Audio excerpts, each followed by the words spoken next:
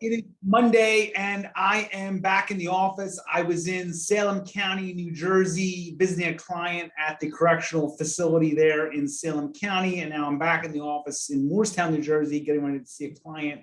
I'm off to Jim Thorpe, Pennsylvania tomorrow. I was supposed to go today, but my matter was pushed until tomorrow. So a lot of moving around, a lot of running around both the Commonwealth of Pennsylvania and the state of New Jersey. With that said, I did put out a blog article today regarding probable cause and reasonable suspicion. And these are two concepts that we often hear about. And I say we, just the public in general. And people believe that the terms are interchangeable, and they're not.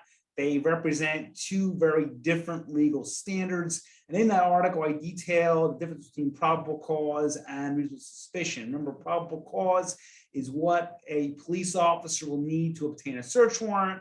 It is also what a police officer needs to perform a search of a vehicle in New Jersey or Pennsylvania. Remember that in Pennsylvania, warrantless searches are once again illegal, and police in most situations do need a warrant to search a car. In New Jersey, warrantless searches, they're still following the federal standard, and warrantless searches are permissible.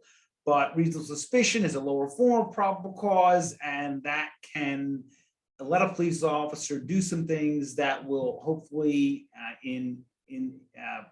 hopefully for them, allow them to go further in their investigation. That's what their hope is. So reasonable suspicion will allow the officer to search, to perform a pat-down search of the individual, obviously stop a car. There's case law that talks about whether or not they need reasonable suspicion or probable cause. It's kind of a gray area, but most situations, police need probable cause to stop, and probable cause is just a traffic violation or a vehicle violation, like a bad tail light or running a stop sign or speeding. That will give an officer enough to stop a car. Reasonable suspicion, we talk about that in a lot of situations where we're dealing with a pedestrian stop, where the officer believes he or she sees something like a bulge, and based on their training, experience, and knowledge, that indicates a possible weapon, and that bulge will allow them to do a pat-down search, otherwise known as a Terry stop.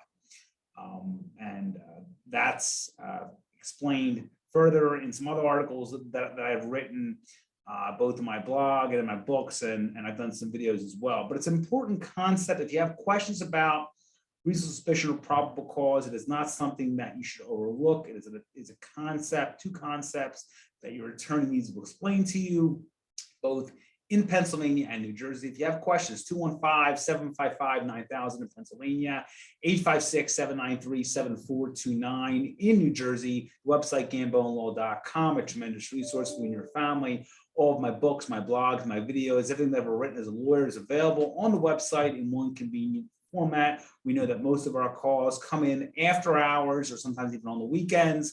We make ourselves available 24 hours a day, 7 days a week. So once again, 215-755-9000 in Pennsylvania, 856-793-7429 in New Jersey, 24 hours a day, 7 days a week. Have a great Monday. It's going to be a very, very busy week. It's supposed to get warmer as the week goes on. Hope you're having a great week, and I will talk to you all very soon.